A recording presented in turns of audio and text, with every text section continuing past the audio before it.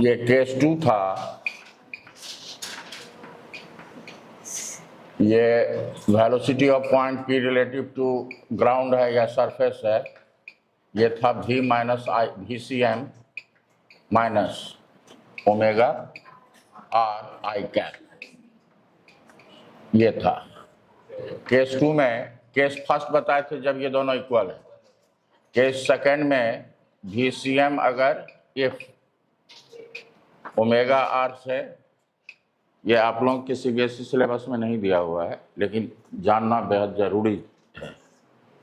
अगर ये होगा तो इस केस में velocity of P relative to earth is not equal to 0, जबकि ये क्या होगा, पॉजिटिव होगा।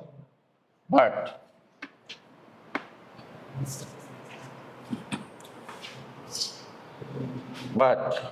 Point P slides in forward direction.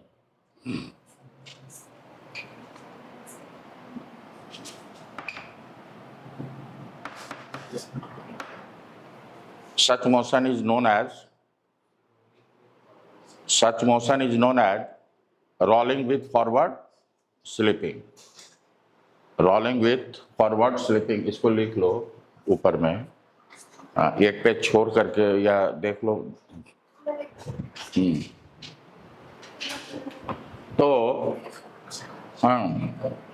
तो यहाँ पे देखिए, इस केस में आप क्या देख रहे हो, ये जो पॉइंट पी है जो सरफेस के कांटेक्ट में, वो किधर स्लाइड कर रहा है, आगे की तरफ स्लाइड कर रहा है। तो फ्रिक्शन फोर्स किधर लगेगा और कौन सा फ्रिक्शन लगेगा, काइनेटिक, काहे कि स्लाइड कर रहा है, प्योर रोलिंग नहीं है। ये VCM है और VCM ओमेगा आर से अधिक है। ये सेंटर है। अब जो है ये देखो, ये नेक्स्ट पॉइंट देखो, VCM greater than omega R है, तो ये लिखते हैं हम लोग VCM ग्रेटर देन ओमेगा को लिखेंगे 2 pi by T, omega 2 pi by T होता है। ये हो गया VCM, ये सेंटर है। VCM into T greater than 2 pi R, और ये क्या होगा, ये होगा distance travelled by centre of mass greater than 2 pi R in one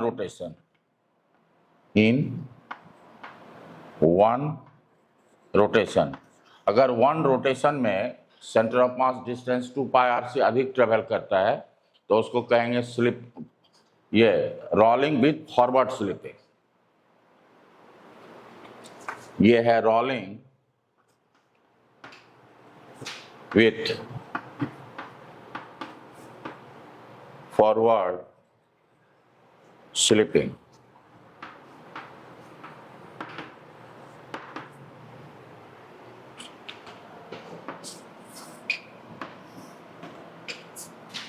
ये जो है डिस्टेंस ट्रेवल्ड 2 पाई आर से अधिक होगा एक रोटेशन में, तो उसको कहेंगे जो ये रोलिंग विथ फॉरवर्ड स्लिपिंग। और यहाँ पे फ्रिक्शन किधर लगेगा, तो work done by friction force जो होगा यहाँ वो निगेटिव होगा। क्या होगा, 0 नहीं है, 0 सिर्फ किस केस में होता है, प्योर रोलिंग के केस में। तो प्योर रोलिंग में एनर्जी कंजर्व रहता है, तो लिखोगे here energy is not conserved, here mechanical energy is not conserved.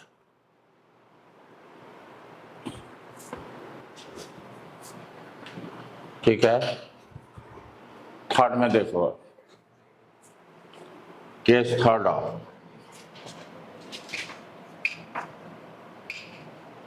कि VCM is less than omega are.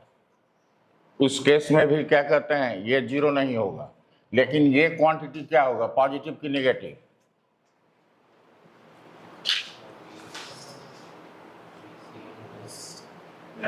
मतलब ओमेगा आर ज़्यादा, ओमेगा आर बड़ा है, नेगेटिव होगा, तो ये हो जाएगा माइनस आई कैप, तो किधर स्लिप करेगा, पीछे करेगा। तो बट यहाँ पॉइंट पी लिखना चाहिए, point P slides in backward direction,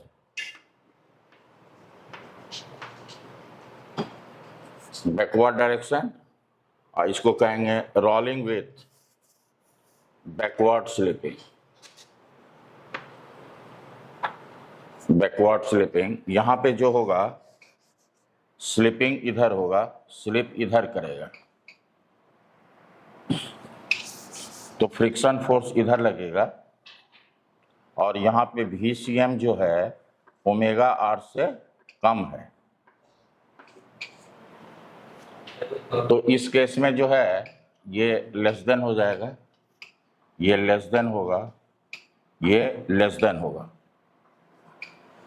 कहने का मतलब है अगर वन रोटेशन में डिस्टेंस, प्योर रोलिंग में कितना डिस्टेंस ट्रेवल करता है, 2 पाई आर। क्या सोच रहे हैं? प्योर, ये जो अगर इसका रेडियस आर है तो प्योर रोलिंग में कितना डिस्टेंस ट्रेवल करेगा, 2 पाई आर। हाँ, लेकिन अगर जैसे मान लो, इसका एक एग्जांपल बहुत ही इंटरेस्टिंग फीचर है ये, रोलिंग विथ बैकवर्ड स्लिपिंग। इसका मतलब क्या होता है, बैक जाने लगता है, आगे ही जाता है, लेकिन जितना जाना चाहिए, दे दीजिए, जितना जाना चाहिए उतना नहीं जाता है।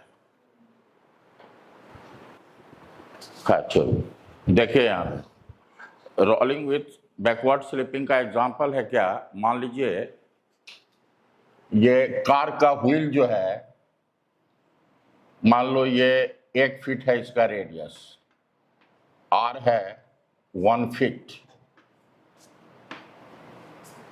तो एक रोटेशन में कितना डिस्टेंस ट्रेवल करेगा, 2 पाई आर, 2 पाई यानी 6.28 मीटर। अब देखोगे अगर कार मड में फंस गया है, मड में फंसा हुआ, और हम एक्सेलेरेटर देंगे तो व्हील 10 बार रोटेट करेगा, लेकिन कार जो है बहुत होगा तो 10 सेंटीमीटर जाएगा या 2 सेंटीमीटर जाएगा, लेकिन अगर 10 रोटेशन हुआ तो उसको कितना जाना चाहिए, 60 मीटर के अप्रॉक्स, लेकिन जाता है कितना, 10 सेंटीमीटर, 20 सेंटीमीटर। समझ रहे हो आप? तो इसी को कहते हैं रोलिंग भी, जितना उसको ट्रेवल करना चाहिए उससे कम ट्रेवल करता है, तो फ्रिक्शन किधर लगेगा, आगे की, इस केस में आगे लगेगा। हाँ, और फिर तो ये जो होगा VCM ओमेगा आर बड़ा है ना, हाँ ठीक है, centre of mass 2 pi R से कम डिस्टेंस ट्रेवल करेगा, और work done by friction force क्या होगा, पॉजिटिव होगा। यहाँ पर भी एनर्जी कंजर्व नहीं होगा, एनर्जी कंजर्व सिर्फ एक केस में होगा, प्योर रोलिंग के केस में।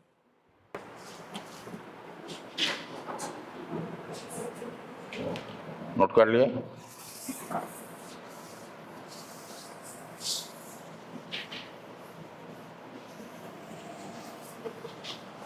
ये जो आपने एग्जाम्पल पढ़ा है, इस केस में सर जिस पे रोलिंग हो रहा था वो क्या था, रेस्ट में था, वो क्या था, रेस्ट में था। हाँ, एक एग्जाम्पल मैं दे रहा हूं, इस चीज को समझना।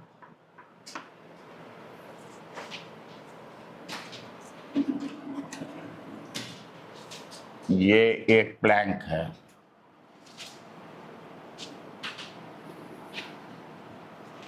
ये ग्राउंड पे है, लेकिन ये स्मूथ है, ये स्मूथ है, ये सेंटर है, ये पी पॉइंट है, तो अंदर ये पॉइंट और ये पॉइंट प्योर रोलिंग मोशन में है। प्योर रोलिंग मोशन का क्या मतलब होता है, जैसे इस प्योर रोलिंग का मोशन क्या होता है, ये सरफेस रेस्ट में है, हाँ ग्राउंड पे है, तो इस पॉइंट का जो पॉइंट इसके कांटेक्ट में है तो दोनों को P कहेंगे, या अगर इसको A कहते हैं इसको P कहते हैं तो velocity of A relative to P क्या होगा, क्या होना चाहिए, 0, रेस्ट में होना चाहिए। तो दिख रहा है वहां से, तू थोड़ा सा इधर आ जाने का, हाँ बस, velocity of A relative to P क्या होना चाहिए। प्योर रोलिंग में होता है जो पॉइंट सरफेस के कांटेक्ट में है, हाँ उसके रिलेटिव उसका वेलोसिटी 0 होना चाहिए। Velocity of A relative to क्या होना चाहिए, तब ही इसको हम कहेंगे प्योर रोलिंग। समझ में आई। तो ये प्योर रोलिंग में है, इसको हम R, ये दिया हुआ है R, ये वेलोसिटी दिया हुआ है V1 और ये है V0।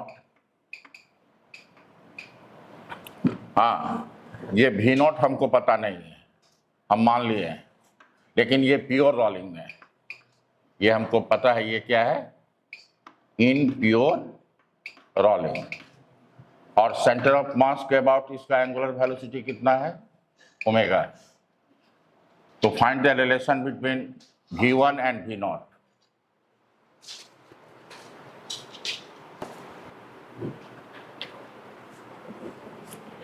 तो ये पॉइंट ये A है और इसको P कहते हैं, तो velocity of A relative to P क्या होगा, 0 होगा।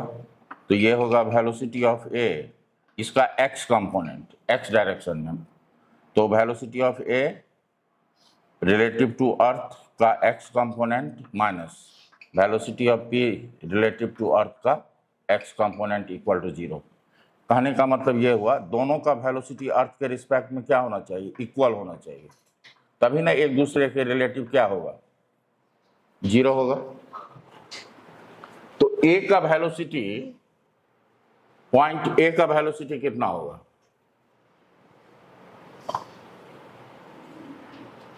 बताइए आप लोग जरा सा। ये है सेंटर ऑफ मास का वेलोसिटी V0 है और ये रोटेट कर रहा है ओमेगा से, तो A का वेलोसिटी कितना होगा। तो ये सेंटर ऑफ मास का वेलोसिटी है, तो हर एक पॉइंट का वेलोसिटी, ट्रांसलेशनल वेलोसिटी क्या होगा, V0 होगा।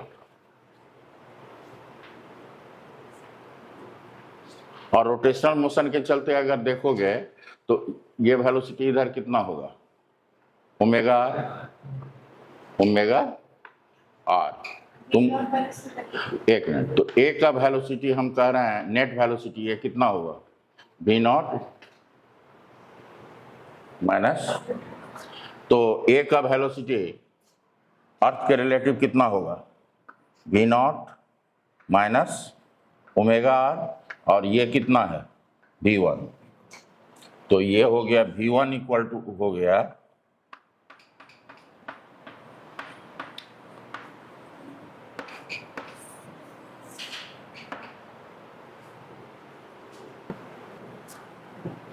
अगर प्लैंक की वेलोसिटी अगर प्लैंक रेस्ट में होता तो V1 का वैल्यू 0 होता, तो V1 0 हो जाता तो क्या आ जाता, V0 equal to omega. Pure rolling motion में जब सरफेस रेस्ट में रहता है तब क्या होता है, V0 इक्वल टू ओमेगा, तो वही रिलेशन आ जाता। लेकिन जब सरफेस मोशन में होगा तो V equal to omega, V0 equal to या V equal to omega R is not satisfied अगर सरफेस मोशन में रहेगा। हाँ सरफेस रेस्ट में है तब होगा V0 इक्वल टू ओमेगा, लेकिन सरफेस मोशन में रहेगा तो ये होगा। समझ में आई। हाँ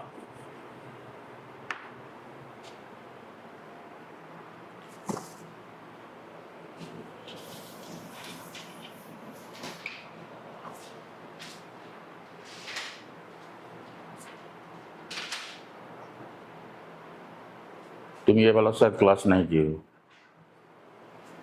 समझ में आ रही है थोड़ा थोड़ा।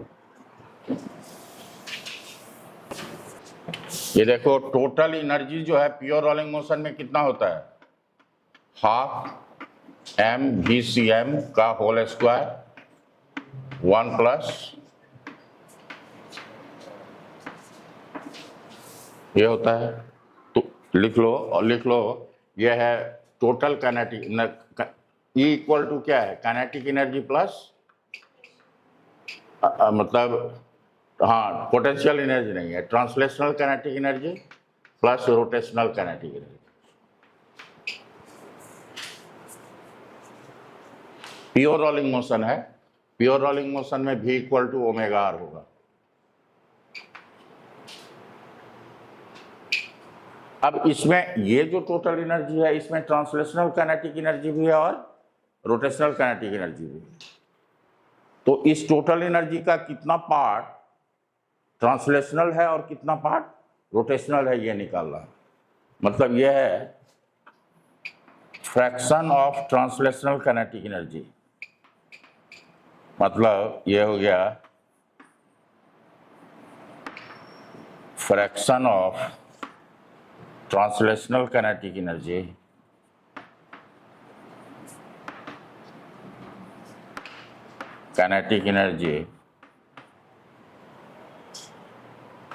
Fraction of translational kinetic energy. तो क्या होगा, कैसे फ्रैक्शन निकालेंगे, translational kinetic energy divided by total energy. Total energy का कितना पार्ट ट्रांसलेशनल है, तो ट्रांसलेशनल काइनेटिक एनर्जी क्या लिखोगे, हाफ mv²। एक्चुअली V जो है VCM है, ये VCM का whole square by total energy कितना हो गया, हाफ mVCM का स्क्वायर 1 + k² बाय r²। तो ये कैंसिल हो गया, तो ये कितना हो जाएगा, r² bye r² plus k²। Translational में ऊपर r होता है, रेडियस होता है।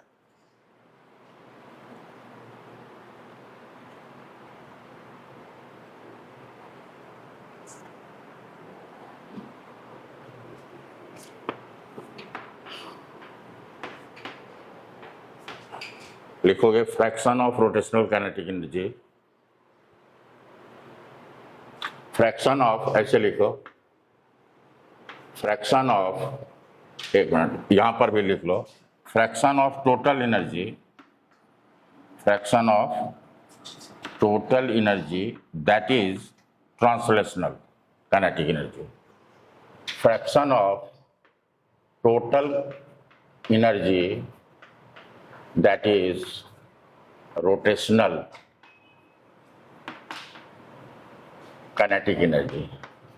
तो ये हो जाएगा 1 - ft, ट्रांसलेशनल का 1 - ft कर दोगे तो रोटेशनल निकल जाएगा।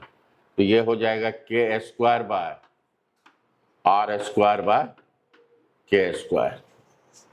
ये हो गया रोटेशनल का।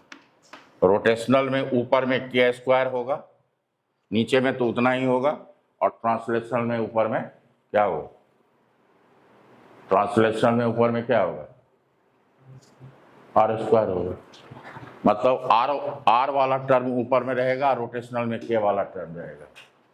अगर ट्रांसलेशनल बाय रोटेशनल का हम फ्रैक्शन का रेशियो निकालेंगे तो ये होगा r² बाय, या रोटेशन बाय k करो, रोटेशन बाय ट्रांसलेशनल का रेशियो, तो ये हो जाएगा k² बाय r²। रोटेशनल में k², ट्रांसलेशनल में r²। इंपॉर्टेंट।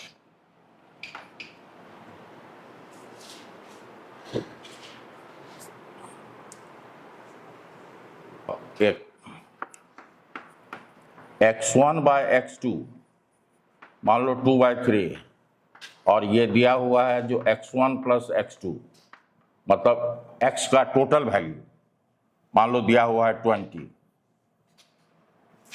तो x1 x2 का वैल्यू निकालो। मैंने विदिन हाफ मिनट,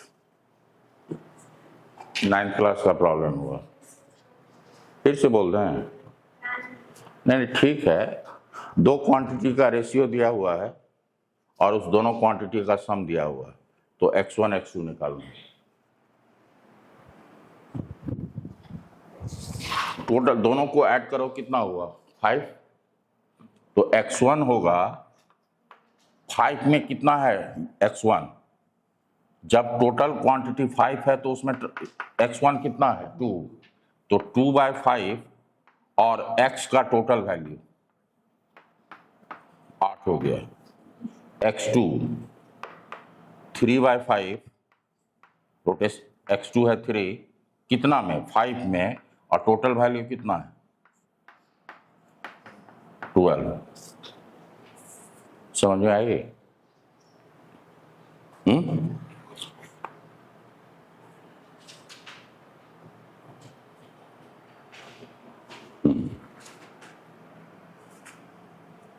एक और बनाओ।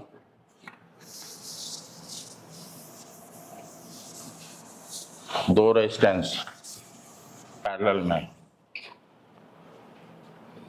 या छोड़ो, I1/I2 ये दिया हुआ है रेशियो 1:2, और टोटल करंट दिया हुआ है, I मतलब टोटल करंट, ये मान लो 10 एम्पियर दिया हुआ है, तो I1 I2 बताओ। I टोटल का मतलब क्या, I1 + I2।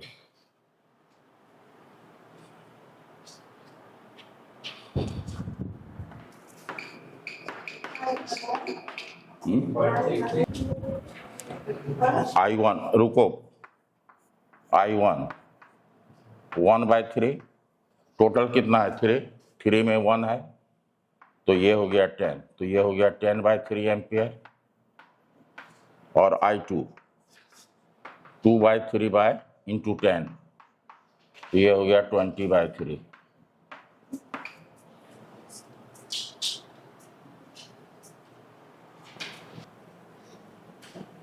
देखिए a solid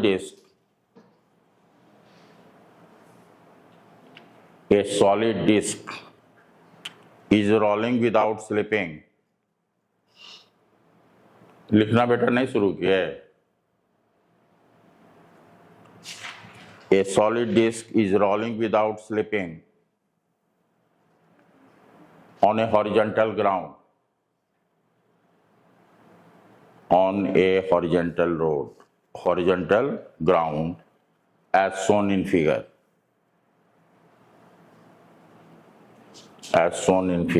yeah.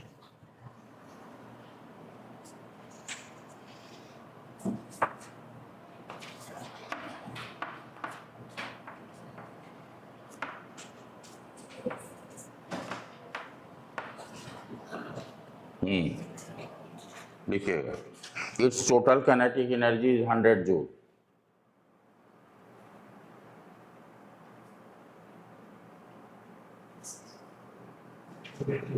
Its total kinetic energy is 100 joule. What is the translational and rotational kinetic energy? What is the translational and rotational kinetic energy?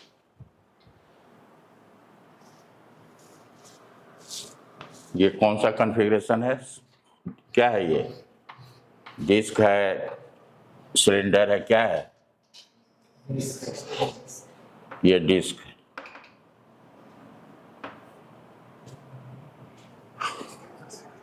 तो disc के लिए k²/r² का value कितना होगा,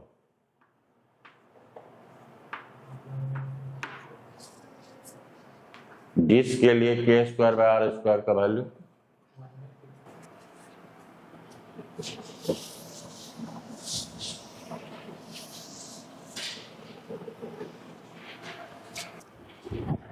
यहाँ पे क्या है, काइनेटिक एनर्जी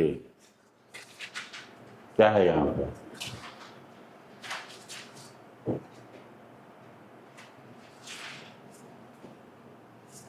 तुम बताओ क्या है,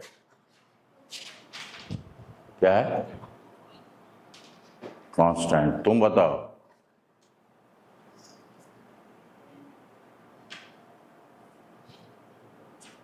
तुम बताओ,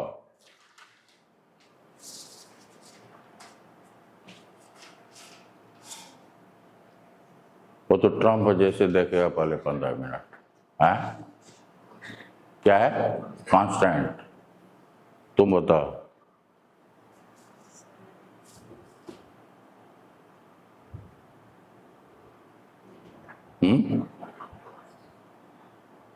देख लीजिए हालत डिराइव किए हैं ना। ये जो है, ये जो हम जो लिखे हैं, ये कैसे लिखे थे देखो तो कैसे निकाला गया है। इसको निकाले हैं ना, ये प्योर रोलिंग मोशन में देखो इसको निकाले हुए हैं।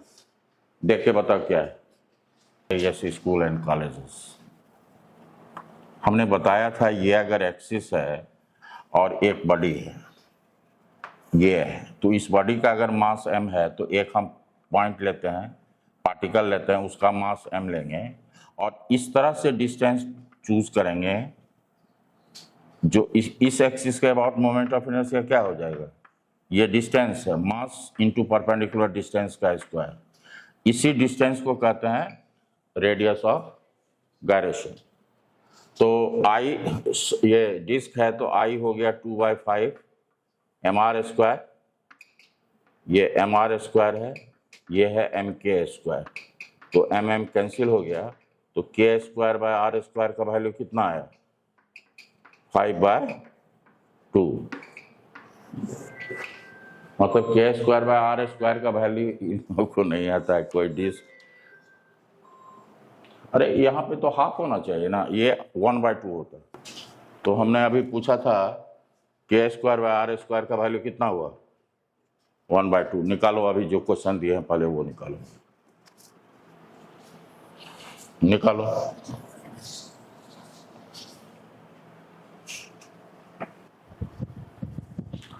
यहाँ पे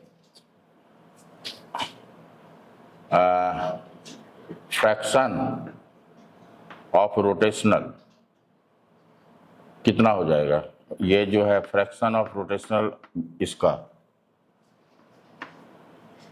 k²/r² होता है ना। तो रोटेशनल और ये, तो अगर रोटेशनल लें ठीक है और ट्रांसलेशनल लें तो ये होगा k²/r कितना निकला है, रेशियो दिया हुआ है, और इस दोनों का सम कितना दिया हुआ है, टोटल एनर्जी हो गया ना। तो टोटल एनर्जी कितना दिया हुआ है, 100। तो Fr कितना हो जाएगा, 1/3, 3 में 1 है रोटेशनल, और ये हो गया 100, तो 100/3 हो गया जूल। और ट्रांसलेशनल 2/3 इंटू 100, 200/3। अभी जो मैथमेटिक्स बताए थे, क्यों बताए थे, हाँ? अभी जो मैथमेटिक्स बनाए थे यही करने के लिए। ये फ्रैक्शन, इसको ये जो है ना फ्रैक्शन और ये रोटेशन बाय ट्रांसलेशनल भी करोगे तो यही होगा। तो ये हुआ रोटेशनल काइनेटिक एनर्जी और ये हुआ ट्रांसलेशनल काइनेटिक एनर्जी। फ्रैक्शन भी वही होगा और एनर्जी में भी वही होगा। यहाँ पे ये तो फ्रैक्शन हुआ ही, एक चीज समझ लो बात, जैसे यही फॉर्मूला है, हम क्या निकालना चाह रहे हैं, मान लो हम ट्रांसलेशनल काइनेटिक एनर्जी निकाल रहे हैं, तो ट्रांसलेशन, ये तो फ्रैक्शन ही ना होगा जी, तो फ्रैक्शन ही होगा।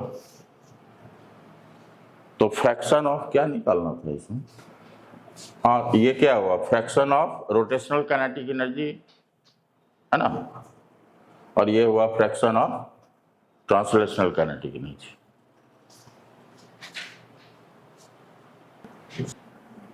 ये जो हम लिखे हैं ना, ये भी सेम ही चीज है।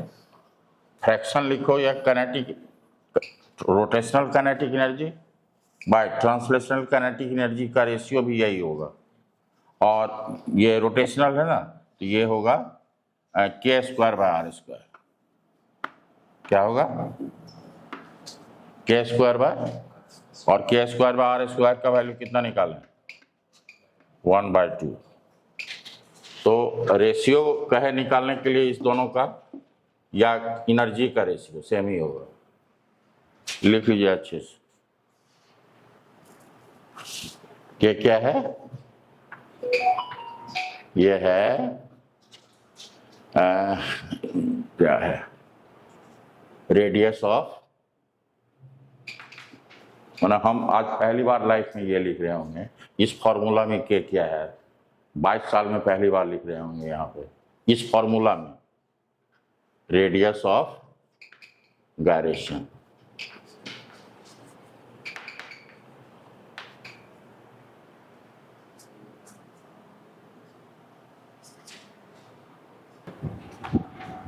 मोमेंट ऑफ इनर्शिया होता है mk² और सॉलिड स्फीयर का कितना होता है 2/5 mr² इक्वल टू mk²। ये डायमीटर है तो mm कैंसिल हो गया तो k²/r² का वैल्यू कितना हुआ 2/5।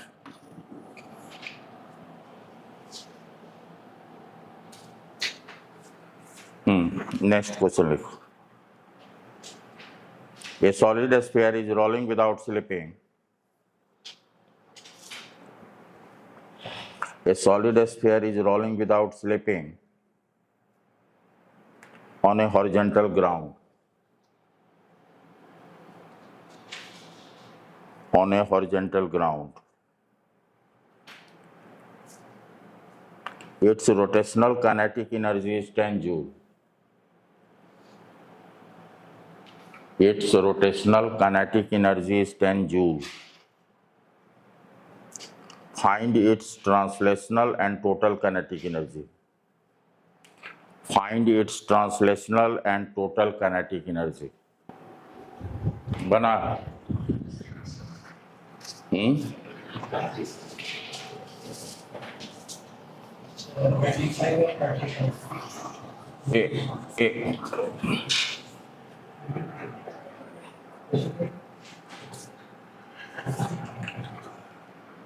तो सॉलिड ये रोटेशनल बाय ट्रांसलेशनल इसका कितना होता है k²। ये कितना है सॉलिड स्फीयर का कितना 2/5। जब आप लिखना शुरू कर दोगे तो खुद से मजा आने लगेगा।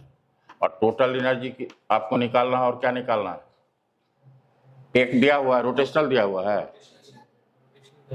अच्छा तो ये टोटल ये निकालना है रोटेशनल 10 दिया हुआ है 10 जूल। ठीक तो रोटेशनल अगर हम लोग लिखेंगे तो कितना होगा 7 में कितना है रोटेशनल 2/7 ये हुआ टोटल ये टोटल है ना होगा रोटेशनल दिया हुआ है 10 जूल ये हो गया 2/7 तो टोटल एनर्जी कितना हो गया 35 जूल।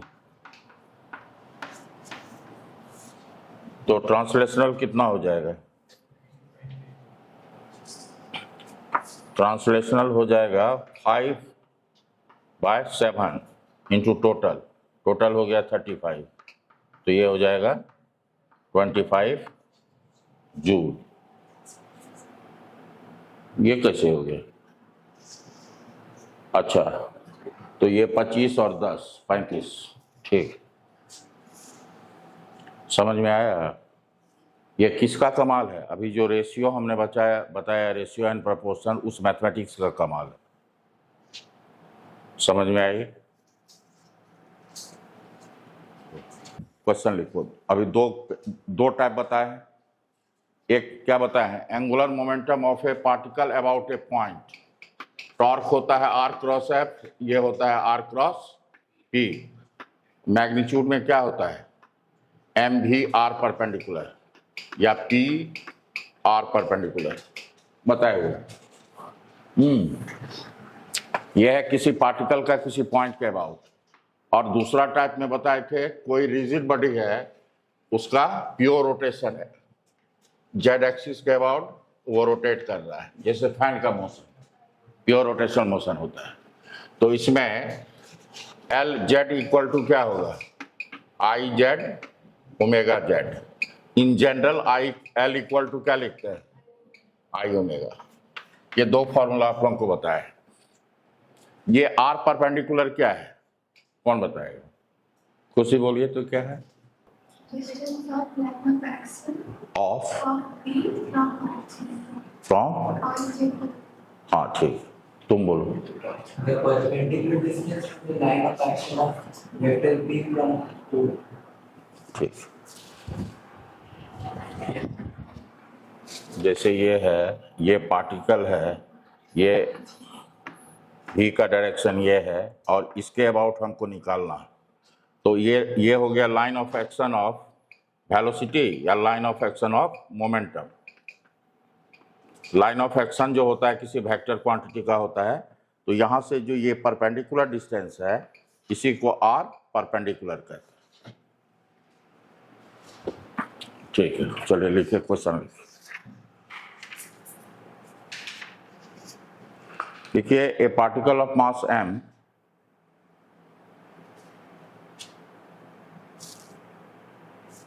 वहां पे मत लिखो, वहां पे फिर लिखोगे और सॉल्यूशन उस पेज में रहेगा, तुमको दोनों तरफ पेज पलटना होगा। Turn the page and right the question from beginning. A particle of mass m, a particle of mass m is moving along the line y equal to b, comma z equal to 0 with constant speed v. With constant speed v,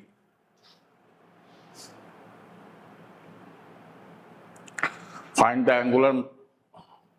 angular momentum of particle. Find the angular momentum of particle about origin and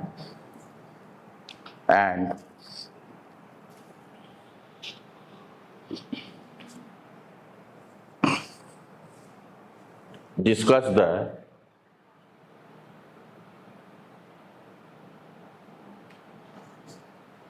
nature of angular momentum, that is whether it is constant, increasing or decreasing। हो जाता है r sin theta.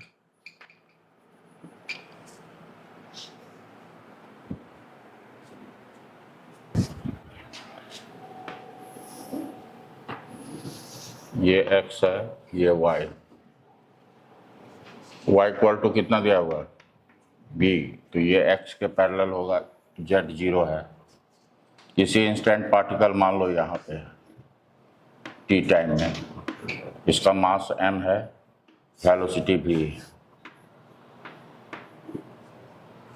ये origin है। यहाँ से इसको मिलाएंगे, ये वेक्टर r हुआ, ये मान लो इस इंस्टेंट ये एंगल थीटा बना रहा है, तो परपेंडिकुलर डिस्टेंस क्या होगा, ये थीटा होगा, तो ये क्या होगा, ये r cos थीटा होगा, ये r, और r sin थीटा का वैल्यू ऑलरेडी दिया हुआ है कितना, b, और r का डायरेक्शन ये है, तो r क्रॉस p करेंगे तो क्या होगा, क्लॉकवाइज है तो इनवर्ड होगा, तो ऑलवेज क्या होगा, इनवर्ड होगा। r बढ़ेगा तो थीटा क्या होगा, घटेगा, लेकिन r sin theta always constant रहेगा, और कितना रहेगा, b रहेगा। तो एंगुलर मोमेंटम जो हो गया एम भी, r परपेंडिकुलर कितना होगा, b, और ऑलवेज डायरेक्शन क्या होगा, इनवर्ड, तो मैग्नीट्यूड भी कांस्टेंट है और डायरेक्शन भी कांस्टेंट है।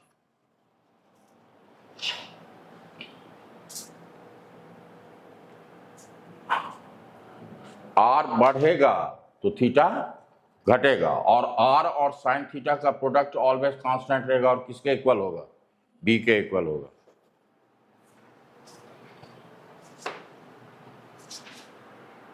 नेक्स्ट क्वेश्चन लिखिए। ए particle of mass 1 kg, a particle of mass 1 kg, a particle of mass 1 kg is moving along a straight line y equal to x plus 4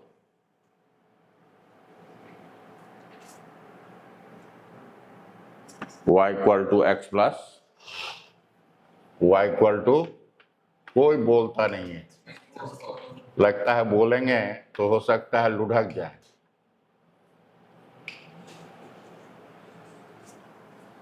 कोई बोलना चाहता ही नहीं, सब लिखना ही चाहता है। क्या हुआ कृतिका? आज आवाज भी कृतिका का नहीं निकल रहा है। Both x and y are in meters. Velocity of the particle is 2 meter per second. Both x and y are in meters. Full stop. Velocity of the particle is 2 meter per second. Find the magnitude of angular momentum of the particle. Find the magnitude of angular momentum of the particle about origin. Find the angular momentum of the particle about origin. तो straight line draw किया आप लोग, बिना draw किए हुए perpendicular distance निकल जाएगा।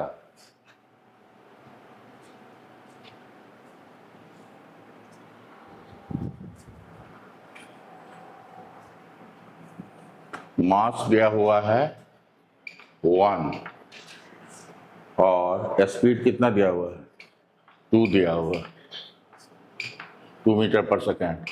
हमको निकालना है सिर्फ आर परपेंडिकुलर, क्या कि एंगुलर मोमेंटम जो होता है वो होता है एम भी आर परपेंडिकुलर।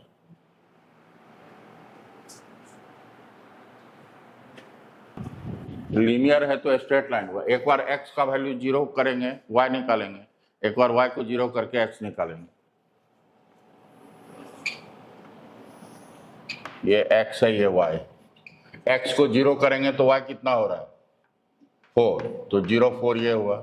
अगर y को 0 करेंगे तो x क्या होगा -4 0। ये स्ट्रेट लाइन ऐसे होगा। ये हुआ स्ट्रेट लाइन का इक्वेशन। ये हुआ y equal to X plus 4। ये है ऑरिजिन। अब परपेंडिकुलर डिस्टेंस कैसे निकालेंगे? ओ से यही ना है, मान लो ये है मास, इसी पाथ पे जा रहा है ना v वेलोसिटी, तो line of action of velocity ये हुआ। ओरिजिन से इस पे परपेंडिकुलर देंगे line of action of velocity पे, है? मान लो ये है, ये परपेंडिकुलर डिस्टेंस d है, ये है 4, ये भी है 4, तो ये एंगल कितना होगा 45 डिग्री, तो ये 45 हो गया। तो साइन 45 यहां से लिखेंगे तो perpendicular by hypotenuse, sine 45 perpendicular हुआ d, हाइपोटेनियस हुआ 4, तो d इक्वल टू क्या हो गया 4 साइन 40 मतलब 1/√2, तो ये हो जाएगा 2√2 मीटर।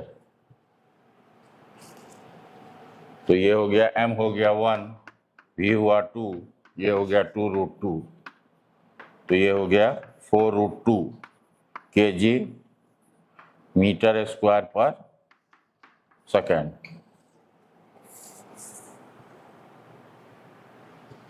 आप लोगों को स्ट्रेट लाइन का इक्वेशन खींचने में प्रॉब्लम हो रहा है? आप लोगों का मैथ है कि मैथ है ना? का था angular momentum of particle about a given point. अब जो दे रहे हैं angular momentum of body about a given axis, fixed axis. लिखोगे a rod of mass 2 kg and length 2 metre is rotating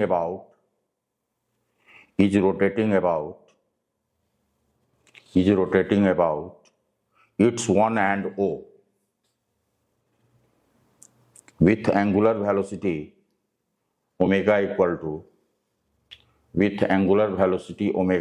to 4 radian per second.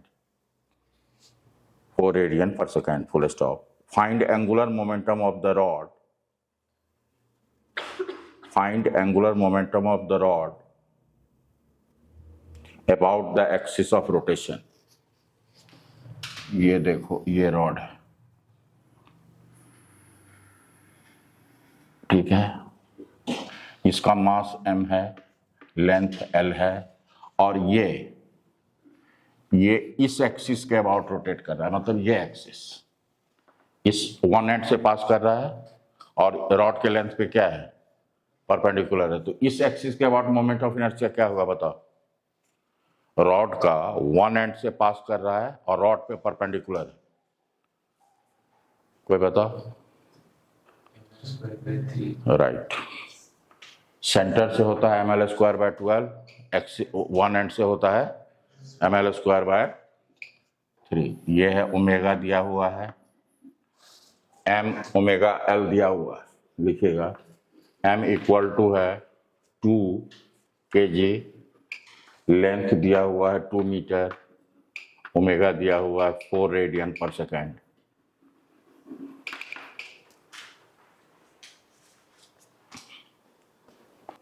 किसी axis के about angular momentum क्या होता है?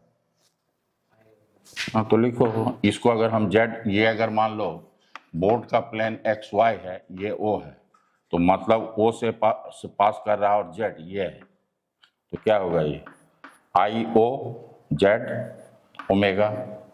इस एक्सिस के बाद मोमेंट ऑफ इनर्शिया क्या होगा? 1/3 ml स्क्वायर ओमेगा। तो ये हो गया 1/3, वैल्यू पुट करो 2 का स्क्वायर 4, ये ओ सॉरी 3 है ना, तो कितना हो गया 4 दूनी 8 चौके 32, 32/3 kg मीटर स्क्वायर पर सेकेंड। क्या तुम्हारा क्लास छोटा है, एक दो क्लास छोड़ी हो, रोटेशनल में ही छोड़ी हो, आज छूटा तो ये सब छूटा। लिखो conservation of angular momentum.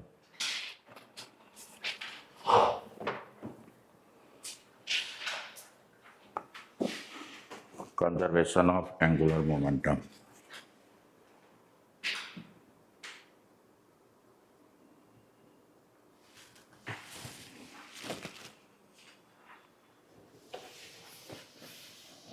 Conservation of linear momentum कैसे करते हैं?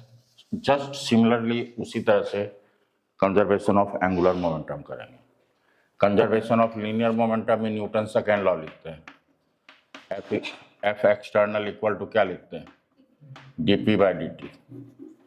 अगर ये जीरो है, नो कोई एक्सटर्नल फोर्स एक्ट नहीं कर रहा है, तो dp इक्वल टू 0 हो जाएगा और मोमेंटम क्या हो जाएगा? कांस्टेंट। यही है कंजर्वेशन ऑफ लीनियर मोमेंटम। तो रोटेशन में क्या करेंगे? यही न्यूटन सेकेंड लॉ लेंगे फॉर रोटेशनल मोशन, फोर्स की जगह टॉर्क, यहाँ पे dl/dt। अगर टॉर्क 0 होगा तो dl 0 होगा, तो l क्या होगा? कांस्टेंट होगा। यही है, और dl/dt तो कांस्टेंट होता ही है। और देखो आगे बढ़ते हैं, लिखो we know that the angular momentum of a particle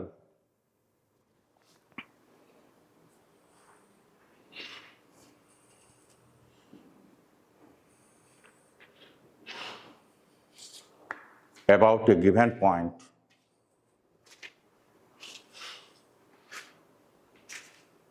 क्या खोज रही हो? यहाँ about a given point O is defined as vector L equal to OK about R cross P। R क्या है, P क्या है, आप लोग समझ रहे हैं? अगर मान लो ये O है और ये एक लाइन ये है, ठीक है ना, ये X है, ये Y है,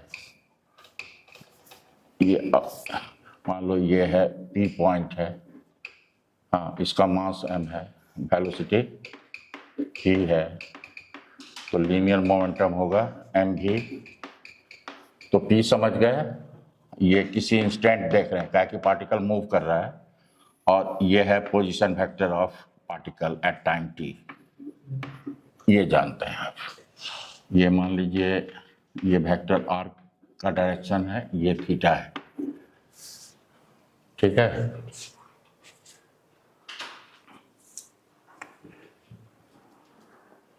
लिखेंगे where p is the momentum of the particle,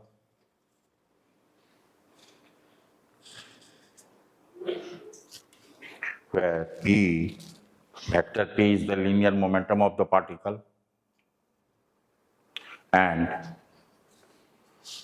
vector r is the position vector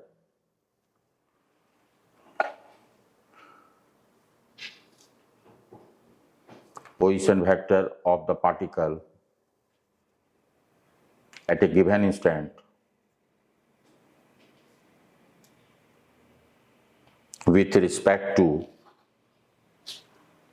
the reference point, that is origin. साहब जनाब आपने नहीं लिखा, with respect to the reference point, that is origin. ये जो ओ लेते हैं ना, इसी को हम origin कहते हैं, यही हमारा रेफरेंस पॉइंट, रेफरेंस पॉइंट के ही अबाउट हम लोग ये पोजीशन वेक्टर को डिफाइन करते हैं। O is the reference point, इसको इक्वेशन 1 कह रहे हैं। लिखेंगे अब not differentiating equation 1, not differentiating equation 1 with respect to time, not differentiating equation 1 with respect to time। तो ये होगा dl0 by dt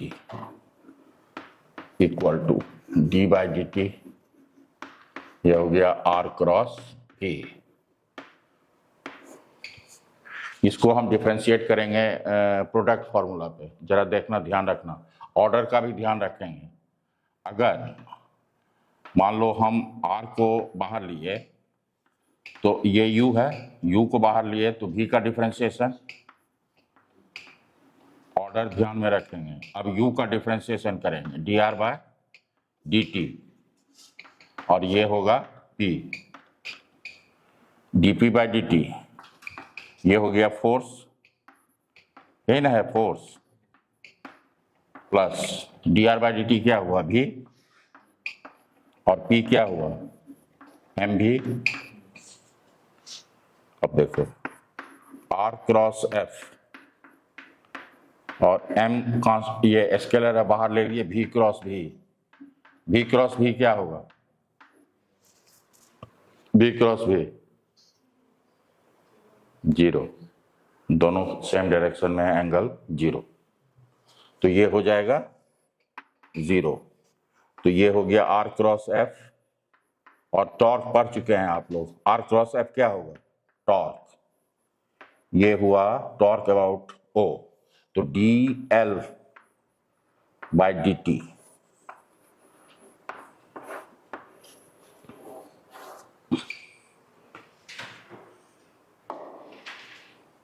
ये प्रूफ हुआ जो न्यूटन सेकेंड लॉ है, ये रोटेशनल मोशन। हम लोग लेकिन हेडिंग क्या लिखा है, कंजर्वेशन ऑफ एंगुलर मोमेंटम। हाँ, तो ये जो टॉर्क है ये एक्चुअली एक्सटर्नल टॉर्क, क्या है, एक्सटर्नल टॉर्क। लिखेंगे this result is rotational analogue of equation, this equation is rotational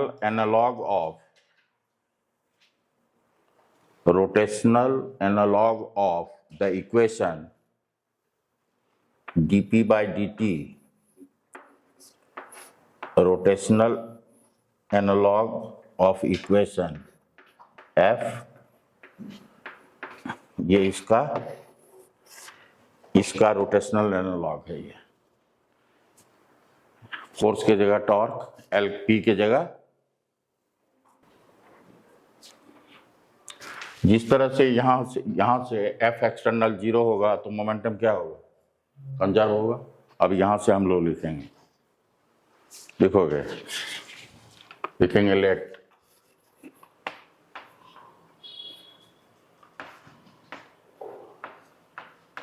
net external torque is equal to 0। That implies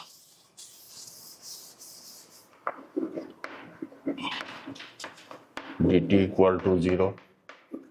That implies L not equal to constant. इसका मतलब हुआ initial angular momentum equal to final, तो लिखेंगे, या यहाँ पे आप इसको वेक्टर भी लगा सकते हो, समेशन टोटल यहाँ पर भी लिख सकते हो। जैसे हम लोग देखेंगे, आप वहाँ पर भी देखे होंगे डेल्टा पी लगा देते थे, याद है, देखिएगा तो, मतलब टोटल लिखिएगा। when the resultant external torque acting on a system of particles is 0,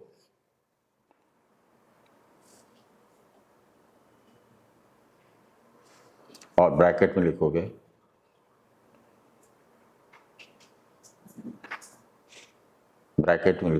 और ए system, then the total vector angular momentum of the system remains constant. This is the principle of conservation of angular momentum.